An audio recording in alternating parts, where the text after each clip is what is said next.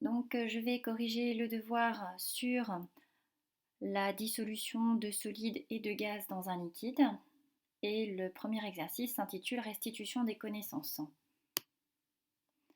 On te demande qu'est-ce que la solubilité? Eh bien, la solubilité, c'est la quantité maximale de soluté que l'on peut dissoudre dans un litre de solvant.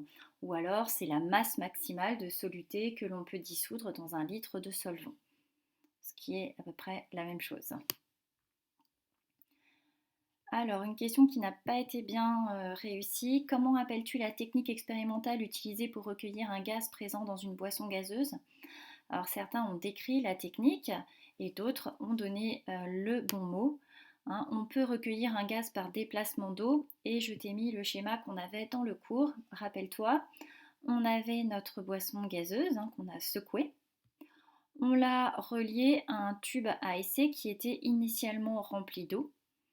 Donc tube à essai qu'on avait plongé également verticalement dans un cristallisoir. En secouant, le gaz dissous dans la boisson gazeuse va s'échapper, passer par le tube à dégagement et pénétrer dans le tube à essai et prendre la place de l'eau. Et ainsi, on va pouvoir récupérer le gaz présent dans une boisson gazeuse. Donc, on recueille le gaz par déplacement d'eau, puisqu'on enlève l'eau qui était initialement dans le tube à essai.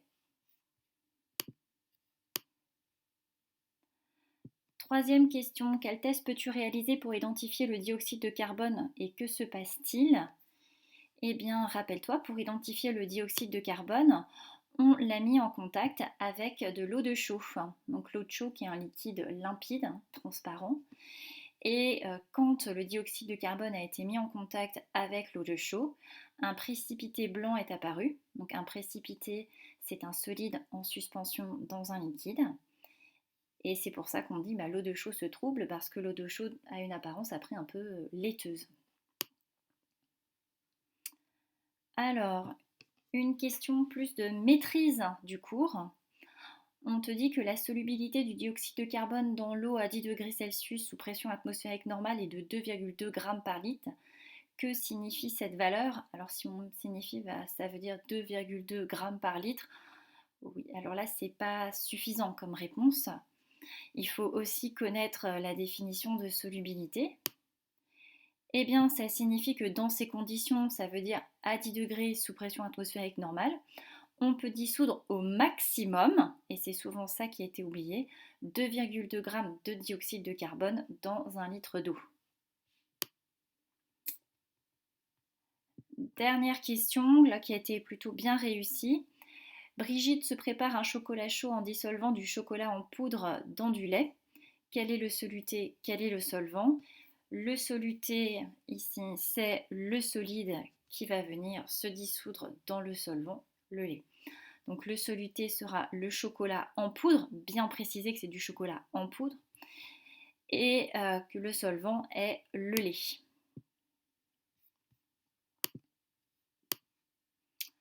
Deuxième exercice.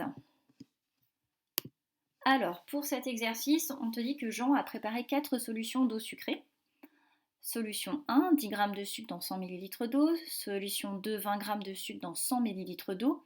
Solution 3, 10 g de sucre dans 200 ml d'eau. Et la solution 4, 20 g de sucre dans 200 ml d'eau. Et on te demande de classer ces solutions de la moins sucrée à la plus sucrée en expliquant ton raisonnement. Alors, la première chose qu'on peut faire, c'est de se dire, on peut facilement comparer les solutions 1 et 2. Comme pareil, on peut comparer les solutions 3 et 4. On voit que dans la solution 2, il y a 2 fois plus de sucre que dans la solution 1. Donc la solution 2, elle est plus sucrée. Et on a le même raisonnement entre la solution 3 et la solution 4. Dans la solution 4, il y a 2 fois plus de sucre que dans la solution 3. Donc elle est forcément plus sucrée. Mais on a du mal à comparer les solutions 3 et 4 avec les solutions 1 et 2. Pourquoi? Bien parce que les solutions 1 et 2, c'est dans 100 ml d'eau, et les solutions 3 et 4, c'est dans 200 ml d'eau. Ce qui serait intéressant, c'est de trouver des solutions 3 et 4 équivalentes. C'est-à-dire que si je mets 10 g de sucre dans 200 ml d'eau, combien de grammes de sucre je vais mettre dans 100 ml d'eau? c'est-à-dire dans 2 fois moins d'eau. Eh bien, je vais mettre 2 fois moins, c'est-à-dire que je vais mettre 5 g de sucre dans 100 ml d'eau. Et puis, je peux avoir le même raisonnement avec la solution 4.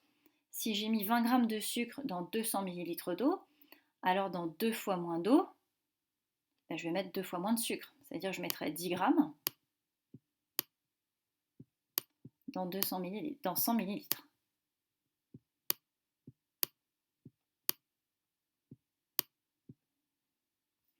Ah ben maintenant, c'est beaucoup plus facile à classer.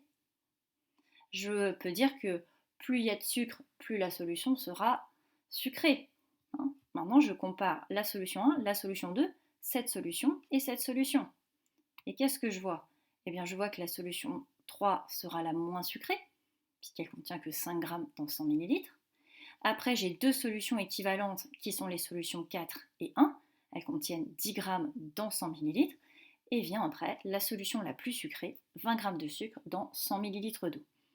Donc c'est ce que j'ai mis ici. Donc j'ai mis que pour comparer les solutions, je dois trouver des solutions équivalentes aux solutions 3 et 4 pour un volume de 100 ml d'eau. La solution 3, qui est de 10 g de sucre dans 200 ml d'eau, c'est équivalent à 5 g de sucre dans 100 ml d'eau. Je divise les proportions par 2. Je fais de la proportionnalité.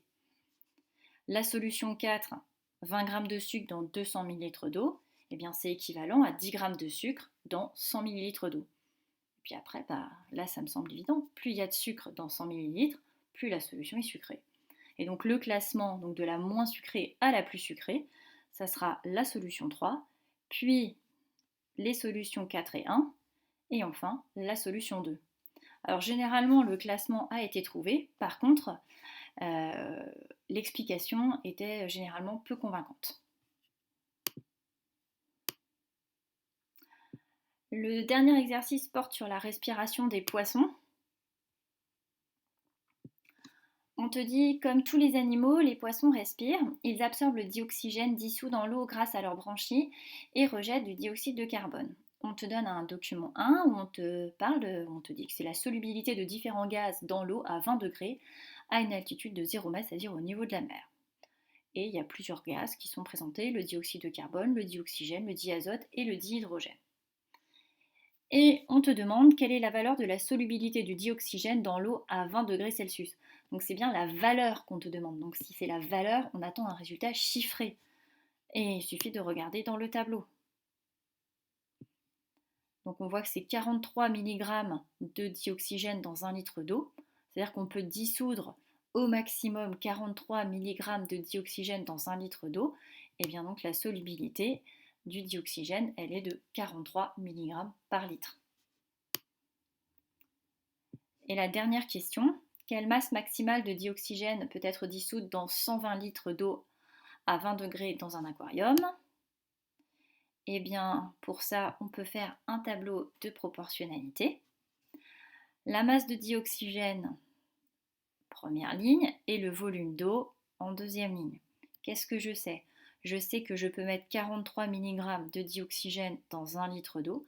Alors dans 120 litres d'eau, si je multiplie le volume par 120, alors je vais devoir multiplier la masse par 120. Et là, je suis bien dans une situation de proportionnalité. Et 43 fois 120, eh bien, ça fait 5160 mg.